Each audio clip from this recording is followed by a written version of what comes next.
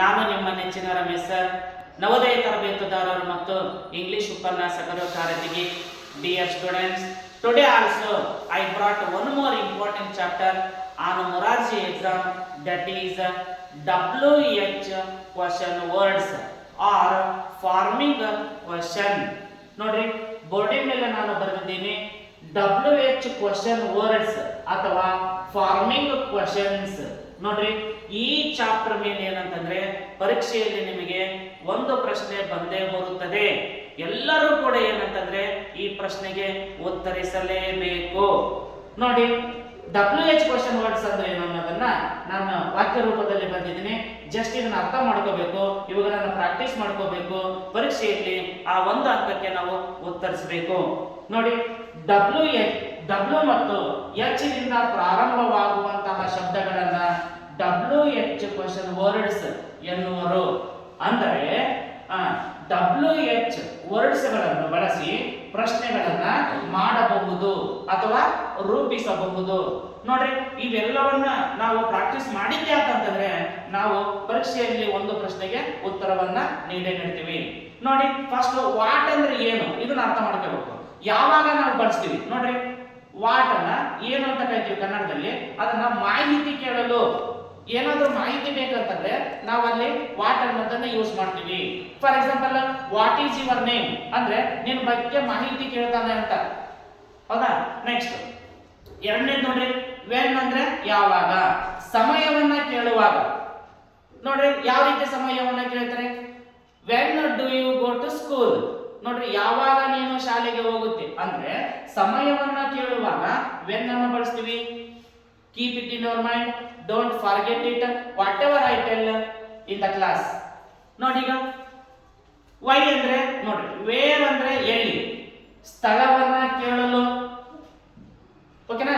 Wear did you study 5th standard. ಓಕೆನಾ? ನೋಡ್ರಿ, ಎಲ್ಲಿ ನೀನು 5ನೇ ಕ್ಲಾಸ್ ಅನ್ನ ಓದಿದೆ ಅಂತ ಪ್ರಶ್ನೆಯನ್ನ ಕೇಳುವಾಗ ನಾವು ವೇರ್ ಅನ್ನ ಬಳಸ್ತೀವಿ. ವೇರ್ ಅನ್ನ ಸ್ಥಳವನ್ನು ಕೇಳಲು ನಾವು ಬಳಸ್ತೀವಿ ಸೆಂಟೆನ್ಸ್ ನಲ್ಲಿ. ನೋಡ್ರಿ, ಈಗ ವೈ ಅಂತ ಇದೆ. ವೈ ಅಂದ್ರೆ ಯಾಕೆ. ಯಾವಾಗ ಬಳಸ್ತೀವಿ ಅಂತ ಕಾರಣ ಕೇಳಲು ಅಂತ, ಅಥವಾ ಯಾವುದಾದರೂ ಒಂದು ಉದ್ದೇಶ ಇದ್ದಾಗ ಕಾರಣ ಕೇಳ್ತೀವಿ. ಓಕೆನಾ? Why did you ask many questions. ನೋಡ್ರಿ, ಅಷ್ಟು ಪ್ರಶ್ನೆಗಳನ್ನ ನಮಗೆ ಯಾಕೆ ಕೇಳಿದ್ರೆ ನೀವು ಅಂದ್ರೆ ಅಲ್ಲಿ ಕಾರಣ ಇದೆ, ಅದಕ್ಕೋಸ್ಕರ ನಾವ್ ಏನ್ ಬಳಸ್ತೀವಿ, ನಾವು ವೈ ಅನ್ನ ಬಳಸ್ತೀವಿ. ನೆಕ್ಸ್ಟ್ ವಿಚ್ ಅಂದ್ರೆ ಏನಂತ ಇದೆ. ವಿಚ್ ನೋಡ್ರಿ, ಯಾವ ಅಂತ ಇದೆ ಅಂದ್ರೆ ಆಯ್ಕೆ, ಹೌದಾ? ಆಯ್ಕೆಯನ್ನ ಕೇಳಲು, ಹೌದಾ? ಇಲ್ಲಿ ವಿಚ್ ಅನ್ನೋದನ್ನ ನೀವು ಆಯ್ಕೆಯನ್ನ ಕೇಳಲು ನಾವು ಬಳಸ್ತೀವಿ. ಎಕ್ಸಾಂಪಲ್ ಕೊಡಿ ಅಂತಂದ್ರೆ ನೋಡ್ರಿ, in which class do you study ಅಂತ ಕೇಳ್ತೀವಿ. ನೀವು ಯಾವ ತರಗತಿಯಲ್ಲಿ ಓದುತ್ತಿದ್ದೀರಿ ಅಂತ ಕೇಳಿದಾಗ ನಾವು ಏನಂತ ಹೇಳ್ತೀವಿ, ವಿಚ್ ಅಂತ ಬಳಸ್ತೀವಿ, ಹೌದಾ? ನೆಕ್ಸ್ಟ್ ಹೂಮ್ ಮತ್ತು ಹೂಮ್ ಅನ್ನ ನಾವು ಯಾವಾಗ ಬಳಸ್ತೀವಿ ಅಂತಂದ್ರೆ ಸಬ್ಜೆಕ್ಟ್. ನೋಡ್ರಿ, ಕ್ವಶನ್ ಅನ್ನ ಕೇಳಿದಾಗ ಸಬ್ಜೆಕ್ಟ್ ಆಗಿ ಉತ್ತರ ಬಂದಾಗ, ಪ್ರಶ್ನೆಯನ್ನ ಕೇಳಿದಾಗ ಆಬ್ಜೆಕ್ಟ್ ಆಗಿ ಉತ್ತರ ಬಂದಾಗ. ಸರ್ ಹಂಗಂದ್ರೆ ಏನ್ರಿ ನಮ್ಗೆ ಅರ್ಥ ಆಗಲ್ಲ ಅಂತಂದ್ರೆ ಒಂದು ಎಕ್ಸಾಂಪಲ್ ಕೊಡ್ತೀನಿ ನಾನು. ಹೂ ಮತ್ತು ಹೂಮ್ ಯಾವಾಗ ನಾವು ಬಳಸ್ತೀವಿ ಅನ್ನೋಕೆ ಒಂದು ಎಕ್ಸಾಂಪಲ್ ನಾನು ಕೊಡ್ತೀನಿ. ಈಗ ಫಾರ್ ಎಕ್ಸಾಂಪಲ್ ನೋಡ್ರಿ, ಈಗ ಫಾರ್ ಎಕ್ಸಾಂಪಲ್ ಮೇರಿ. ಓಕೆನಾ? Mary Mary Mary Mary gives Mary gives Mary gives me a pen ಅಂತ ಹೇಳ್ತೀನಿ ನಾನು. ಎ ಪೆನ್ ಅಂತ ಹೇಳ್ತೀನಿ. ನೋಡ್ರಿ, ಈಗ ಇಲ್ಲಿ ನನಗೆ ಯಾರು ಪೆನ್ ಅನ್ನ ಕೊಟ್ಟರು ಅನ್ನೋದು ಸಬ್ಜೆಕ್ಟ್ ಇದೆ. ಇದು ಸಬ್ಜೆಕ್ಟ್. ನೋಡ್ರಿ, ಇಲ್ಲಿ ಯಾರು ಪೆನ್ ಅನ್ನು ಕೊಡುತ್ತಾರೆ ಅಂತ ಸಬ್ಜೆಕ್ಟ್ ಪ್ಲೇಸ್ ನಲ್ಲಿ ಬರ್ತೀವಿ, ಅದಕ್ಕೋಸ್ಕರ. ಓಕೆನಾ? ಹೂ ಗಿವ್ಸ್ ಮೀ ಎ ಪೆನ್ ಅಂದ್ರೆ ಇಲ್ಲಿ ನಾವು ಹೂ ಅನ್ನ ಬಳಸ್ತೀವಿ ಸಬ್ಜೆಕ್ಟ್ ಪ್ಲೇಸ್ ನಲ್ಲಿ. ನೆಕ್ಸ್ಟ್ ಹೂಮ್ ಅಂದ್ರೆ ಯಾರಿಗೆ ಅಂತ ಹೇಳ್ತೀವಿ. ನೋಡ್ರಿ, ಇದು ಆಬ್ಜೆಕ್ಟ್ ಪ್ಲೇಸ್ ನಲ್ಲಿ ಇದೆ, ಇದು ಆಬ್ಜೆಕ್ಟ್ ಪ್ಲೇಸ್ ನಲ್ಲಿ ಇದೆ, ಮೀ, ಹೌದಾ? To whom Mary gives a pen. ಅರ್ಥ ಆಗುತ್ತಾ? ಅಂದ್ರೆ ಆಬ್ಜೆಕ್ಟ್ ಪ್ಲೇಸ್ ನಲ್ಲಿ ನಾವು ಏನಂತಂದ್ರೆ ನಾವು ಹೂಮ್ ಅನ್ನ ಬಳಸ್ತೀವಿ, ಯಾರಿಗೆ ಅನ್ನೋದನ್ನ, ಹೌದಾ? ಯಾರು ಅನ್ನೋದನ್ನ ನಾವು ಸಬ್ಜೆಕ್ಟ್ ಪ್ಲೇಸ್ ನಲ್ಲಿ ನಾವು ಬಳಸ್ತೀವಿ. ಈ ರೀತಿಯಾಗಿ ಏನಂತಂದ್ರೆ ನಾವು WH ಕ್ವಶನ್ ಅನ್ನ ಅರ್ಥ ಮಾಡ್ಕೊಂತ ಹೋಗ್ಬೇಕು. ನೆಕ್ಸ್ಟ್ ಹೂಸ್ ಅಂತ ಇದೆ. ನೋಡ್ರಿ, ಹೂಸ್ ಅಂತಂದ್ರೆ ಯಾರದು, ಓನರ್ಶಿಪ್. ಈಗ ನೋಡ್ರಿ, whose this pen. Next whose your house, who is this child. ಈ ರೀತಿಯಾಗಿ ನಾವು ಬಳಸುವಾಗ ನಾನು ಓನರ್ಶಿಪ್ ಅಂತಂದ್ರೆ ಏನು, ಯಾರದ್ದು ಅನ್ನೋದನ್ನ ಬಳಸುವಾಗ ನಾವು ಏನಂತ ಬಳಸ್ತೀವಿ, ಹೂಸ್ ಅಂತ ಬಳಸ್ತೀವಿ. ನೆಕ್ಸ್ಟ್ ಇನ್ನೊಂದಿದೆ, ಯಾವುದು, ಹೌ ಅಂದ್ರೆ ಹೇಗೆ, ರೀತಿ, ವಿಧಾನ. ಓಕೆನಾ. ಹೌ ಡಿಡ್ ಯು ಸ್ಟಡಿ, ನೋಡ್ರಿ ಅಲ್ಲಿ ಏನಂತಂದ್ರೆ ಯಾವ ರೀತಿ ನೀನು ಸ್ಟಡಿ ಮಾಡಿದಿ, ಅರ್ಥ ಆಗುತ್ತಾ. ಈ ರೀತಿಯಾಗಿ ನಾವು ಏನಂತಂದ್ರೆ ಹೌ ಅನ್ನ ಬಳಸ್ತೀವಿ.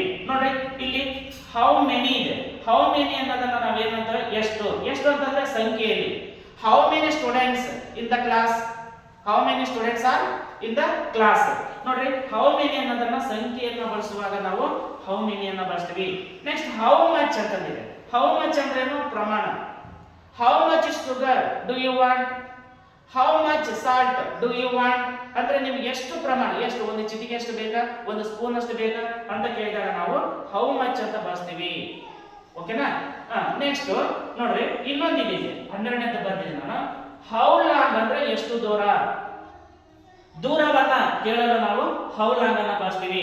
ನೆಕ್ಸ್ಟ್ ಹೌ ಆಫನ್ ಅಂದ್ರೆ ಎಷ್ಟು ಸಲ, ನೀನು ಎಷ್ಟು ಸಲ ಈ ಮೂವಿಯನ್ನು ನೋಡಿದಿ, ನೀನು ಎಷ್ಟು ಸಲ ಊಟವನ್ನ ಮಾಡಿದಿ ಅನ್ನೋದಕ್ಕೋಸ್ಕರ ಏನಂತಂದ್ರೆ ಹೌ ಆಫನ್ ಅನ್ನ ನಾವು ಬಳಸ್ತೀವಿ.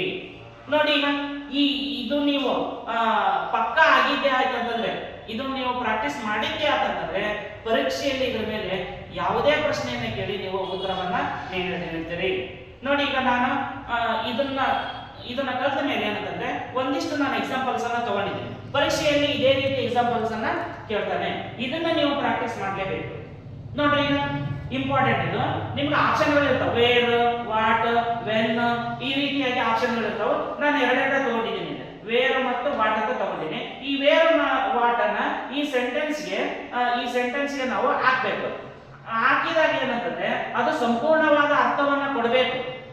ಆ ಸಂಪೂರ್ಣವಾದ ಅರ್ಥವನ್ನು ಕೊಟ್ರೆ ಆ ಸೆಂಟೆನ್ಸ್ ಸಂಪೂರ್ಣವಾದ ಅರ್ಥ ಕೊಡುತ್ತೆ. ನೋಡಿ ಈಗ ವೇರ್ ಅನ್ನ ಸೇರಿಸಬೇಕು ಅಥವಾ ವಾಟ್ ಅನ್ನ ಸೇರಿಸಬೇಕು ಈ ಸೆಂಟೆನ್ಸ್ ನೋಡೋಣ, ಆಪ್ಷನ್ ಅಲ್ಲಿ ಇರ್ತದೆ.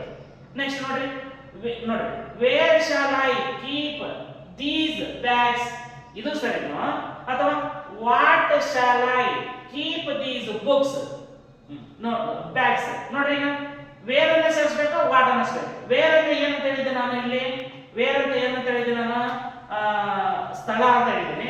ವಾಟ್ ಅಂದ್ರೆ ಏನಂತ ಹೇಳಿದ್ದೀನಿ ನಾನು, ಮಾಹಿತಿ ಕೇಳಲು ಅಂತ ಹೇಳಿದ್ದೀನಿ. ಇಲ್ಲಿ ಸ್ಥಳವನ್ನ ಈ ಸೆಂಟೆನ್ಸ್ ನಲ್ಲಿ ಸ್ಥಳದ ಬಗ್ಗೆ ಹೇಳಕ್ಕೆ ಸೆಂಟೆನ್ಸ್, ಅದಕ್ಕೋಸ್ಕರ ನಾವು ಏನ್ ಬಳಸಬೇಕು, where shall I keep these bags, ನಾನು ಈ ಬ್ಯಾಗ್ಗಳನ್ನ ಹೌದಾ ಎಲ್ಲಿ ಇಡಬೇಕು ಅನ್ನೋದು ಇದರ ಅರ್ಥವನ್ನ ಕೊಡುತ್ತೆ. ನೆಕ್ಸ್ಟ್ ನೋಡ್ರಿ ಈಗ ಎರಡನೇ ಸೆಂಟೆನ್ಸ್ ಇದೆ, ವಾಟ್ ಮತ್ತು ವಿಚ್ ಇದೆ. ಈ ವಾಟ್ ವಿಚ್ ಅನ್ನ ಇದಕ್ಕೆ ಸೇರಿಸಿದ್ರೆ ಇದು ಸಂಪೂರ್ಣವಾದ ಅರ್ಥ ಕೊಡಬೇಕು. ಯಾವ್ದು ಅರ್ಥ ಕೊಡುತ್ತೆ ನೋಡೋಣ. ನೋಡ್ರಿ ಈಗ what one of these pens is yours, ಅಥವಾ which one of these pens is yours. ನೋಡ್ರಿ ಈ ಪೆನ್ನುಗಳಲ್ಲಿ ನಿಮ್ಮ ಪೆನ್ನು ಯಾವುದು ಅಂತ ಇದೆ, ಹೌದಾ. ಯಾವ್ದನ್ನ ಬಳಸಬೇಕು ನಾವು ಈಗ, ವಿಚ್ ಅನ್ನ ಬಳಸಬೇಕು, ಹೌದಾ. ಇಲ್ಲಿ ವೇರ್ ಅನ್ನ ಬಳಸಬೇಕು. ವಾಟ್ ಅಂದ್ರೆ ಬರೋದಿಲ್ಲ. ವಾಟ್ ಅಂದ್ರೆ ಯಾಕಂದ್ರೆ ಮಾಹಿತಿ ಕೇಳಲು ನಾವು ಬಳಸ್ತೀವಿ. ವಿಚ್ ಅನ್ನ ಯಾವ ಬಳಸ್ತೀವಿ, ಓನರ್ಶಿಪ್. ಈ ಪೆನ್ ಈ ಇಷ್ಟು ಪೆನ್ನುಗಳಲ್ಲಿ ಯಾವ ಪೆನ್ ನಿನ್ನದು ಅಂತ ಹೇಳಿದೀವಿ ನಾವು, ಹೌದಾ. ಅದಕ್ಕೋಸ್ಕರ ವಿಚ್ ಅನ್ನೋದನ್ನ ನಾವು ಏನ್ ಮಾಡಬೇಕು, ಈ ಸೆಂಟೆನ್ಸ್ ಸೇರಿಸಿದಾಗ ಇದು ಸಂಪೂರ್ಣವಾದ ಅರ್ಥವನ್ನ ನಮಗೆ ಕೊಡುತ್ತೆ. ನೋಡ್ರಿ ಈಗ ಮೂರನೇದಿದೆ, ವೆನ್ ಅಥವಾ ವಾಟ್, ಈ ಸೆಂಟೆನ್ಸ್ ಸೇರಿಸಿದ್ರೆ ನಮಗೆ ಸಂಪೂರ್ಣವಾದ ಅರ್ಥ ಕೊಡಬೇಕು, ಹೌದಾ.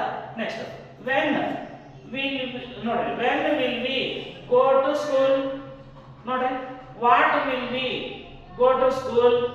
ನೋಡ್ರಿ ಯಾವಾಗ ಅರ್ಥವನ್ನು ಕೊಡ್ತಾ, ನೋಡ್ರಿ ಇಲ್ಲಿ ವೆನ್ ಅಂದ್ರೆ ಯಾವಾಗ ನಾವು ಶಾಲೆಗೆ ಹೋಗುತ್ತೇವೆ, ನಾವು ಯಾವಾಗ ನಾವು ಶಾಲೆಗೆ ಹೋಗಬೇಕು ಅನ್ನೋದು ಅರ್ಥವನ್ನು ಕೊಡ್ತಾ, ಅದಕ್ಕೋಸ್ಕರ ನಾವು ಏನ್ ಬಳಸ್ತೀವಿ, ನಾವು ವೆನ್ ಅನ್ನ ಬಳಸ್ತೀವಿ.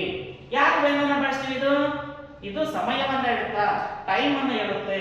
ನೆಕ್ಸ್ಟ್ ಈಗ ನಾಲ್ಕನೇದು ಒಂದು ಪ್ರಶ್ನೆ ಇದೆ ನೋಡ್ರಿ, to which or to whom. ನೋಡ್ರಿ ಟು ಜೊತೆಗೆ ನೋಡ್ರಿ ಟು ಯಾವ್ದ್ರ ಜೊತೆ ಬರುತ್ತೆ, ಹೋಮ್ ಜೊತೆ ಬರುತ್ತೆ, ಹೌದಾ. ಟು ಹೋಮ್ ಅಂದ್ರೆ ಯಾರಿಗೆ, ಓಕೆನಾ. Shall I give this book, ನೋಡ್ರಿ ಟು ಹೋಮ್, ಓಕೆನಾ. To whom shall I give this book. ನೋಡ್ರಿ ಇದು ಸಂಪೂರ್ಣವಾದ ಕೊಡುತ್ತೆ, ಹೌದಾ. ಟು ವಿಚ್ ಅಂತ ತಗೊಳಲ್ಲ ನಾವು, ಓಕೆನಾ. ಟು ವಿಚ್ ಅನ್ನೋದಲ್ಲ, ಯಾವಾಗಲೂ ಟು ಹೂಮ್ ಜೊತೆ ತಗೊಂತೀನಿ. ಟು ಮತ್ತು ಹೂಮ್ ಅನ್ನು ತಗೊಂಡಾಗ shawl I give this book, ಹೌದಾ, ನಾನು ಯಾರಿಗೆ ಈ ಪುಸ್ತಕವನ್ನ ಕೊಡಬೇಕು ಅನ್ನೋದು ಸಂಪೂರ್ಣವಾದ ಅರ್ಥವನ್ನು ಕೊಡುತ್ತೆ. ಅದಕ್ಕೋಸ್ಕರ ನಾವು ಏನ್ ಮಾಡಿಸಬೇಕು, ಟು ಹೂಮ್ ಅನ್ನ ಬಳಸಬೇಕು. ಓಕೆನಾ. ನೆಕ್ಸ್ಟ್ 5ನೇ ನೋಡ್ರಿ, whose or whom car is parked in front of the gate. ಹೌದಾ, ನೋಡ್ರಿ, ಯಾರ ಕಾರು, ಹೌದಾ ಹೌದಾ, ಯಾರಿಗೆ ಕಾರ್ ಅಲ್ಲ, ಯಾರ ಕಾರ್ ಅಂದ್ರೆ whose car, ಹೌದಾ, whose car ಅಂದ್ರೆ ಓನರ್ಶಿಪ್, ಓನರ್ಶಿಪ್ ಇದೆ. whose ಅಂದ್ರೆ ಓನರ್ಶಿಪ್, ಯಾರ ಕಾರು ಗೇಟಿನ ಮುಂದೆ ನಿಂತಿದೆ ಅನ್ನೋದನ್ನ. ಓಕೆನಾ. ನೆಕ್ಸ್ಟ್ ಯಾವಾಗ ಬಳಸ್ಬೇಕು ನಾವು, whose car. ನೆಕ್ಸ್ಟ್ ನೋಡಿ, 6ನೇದೈತಿ ವೈ ಅಥವಾ ಹೌ ಮಚ್ ಇದೆ. ಈ ಸೆಂಟೆನ್ಸ್ ನಾವು ಜೋಡಿಸ್ಬೇಕು ಈಗ. ಹೌದಾ, ನೋಡ್ರಿ, why are you asking so many questions, ಇದು ಸರಿನೋ, ಅಥವಾ how much are you asking so many questions. ಓಕೆನಾ. ಯಾವ್ದು ಬಳಸ್ಬೇಕು ನಾವು, ವೈ. ಯಾಕಂತಂದ್ರೆ ಕ್ವೆಶ್ಚನ್ ಅನ್ನ ಕೇಳಬೇಕಾದ್ರೆ ನಮ್ಗೆ ಏನಿರ್ತೈತಿ, ಅಲ್ಲಿ ಏನಿರ್ತೈತಿ, ಉದ್ದೇಶ ಇರ್ತೈತಿ. ನೋಡ್ರಿ ಇಲ್ಲಿ ವೈ ಅನ್ನ ನಾವು ಬಳಸಿದ್ವಿ. ನೋಡ್ರಿ ಇಲ್ಲಿ ವೈ ಅಂದ್ರೆ ಯಾಕಂತಂದ್ರೆ ಉದ್ದೇಶ ಇರ್ತೈತಿ, ಕಾರಣ ಇರ್ತೈತಿ. ಅದಕ್ಕೋಸ್ಕರ ನಾವ್ ಏನಂತ ಬಳಸ್ಬೇಕು ನಾವು, ವೈ ಆರ್ ಯು ಆಸ್ಕಿಂಗ್, ಹೌದಾ, ಸೋ ಮೆನಿ ಕ್ವೆಶ್ಚನ್ಸ್. ಹೌದಾ, ಈ ರೀತಿ ನಾವು ಏನಂತಂದ್ರೆ WH ಕ್ವೆಶ್ಚನ್ ಅನ್ನ ಸೆಂಟೆನ್ಸ್ ಅಲ್ಲಿ ಬಳಸ್ತಾ ಹೋಗ್ಬೇಕು. ನೆಕ್ಸ್ಟ್ ನೋಡಿ, ಈಗ 7th ಒಂದಿದೆ, ಹೌ ಅಥವಾ ವಾಟ್. ಓಕೆನಾ. Are you thinking.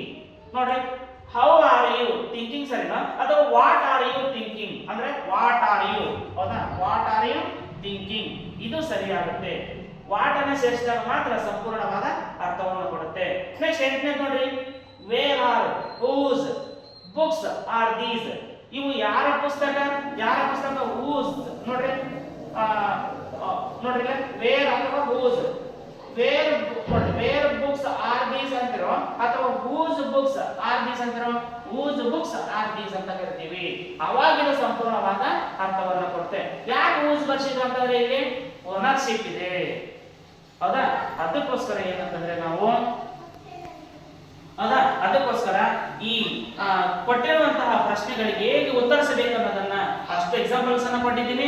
ಮತ್ತು ಇದನ್ನ ನೀವು ಅರ್ಥ ಮಾಡಿಕೊಂಡಿದ್ದಾದ್ರೆ ಪರೀಕ್ಷೆಯಲ್ಲಿ 1 ಮಾರ್ಕ್ಸ್ಗೆ ಉತ್ತರವನ್ನ ಕೊಟ್ಟೆ ಕೊಡ್ತೀರಿ. ನೋಡಿ, ಇನ್ನೊಂದು ಇನ್ಫಾರ್ಮೇಶನ್ ಏನಂತಂದ್ರೆ, ಏಪ್ರಿಲ್ 1ರಿಂದ ನಮ್ಮ ನವಚೇತನ ನವೋದಯ ತರಬೇತಿ ಕೇಂದ್ರದಲ್ಲಿ 2 ತಿಂಗಳ ಬೇಸಿಗೆ ರಜೆ ಇರುತ್ತೆ. ಯಾರಿಗೆಲ್ಲ ಇಂಗ್ಲಿಷ್ ಬರೋದಿಲ್ಲ ಓದೋಕೆ ಬರೆಯೋಕೆ, ಯಾರಿಗೆಲ್ಲ ಕನ್ನಡ ಓದೋಕೆ ಬರೆಯೋಕೆ ಬರೋದಿಲ್ಲ, ಯಾರಿಗೆ ಮ್ಯಾಥಮೆಟಿಕ್ಸ್ ಅಂದ್ರೆ ಇಷ್ಟನೇ ಇಲ್ಲ ಅಂದವರು ಬರೀ 2 ತಿಂಗಳಲ್ಲಿ ಏನಂತಂದ್ರೆ ನಾವು ಸಂಪೂರ್ಣವಾದ ಅಭ್ಯಾಸವನ್ನ ಮಾಡಿಸ್ತೀವಿ. ಓಕೆನಾ. ಮತ್ತೆ ಮುಂದಿನ ವಿಡಿಯೋದಲ್ಲಿ ಮತ್ತೆ ಭೇಟಿಯಾಗೋಣ. ಎಲ್ಲರಿಗೂ ಗುಡ್ ಲಕ್.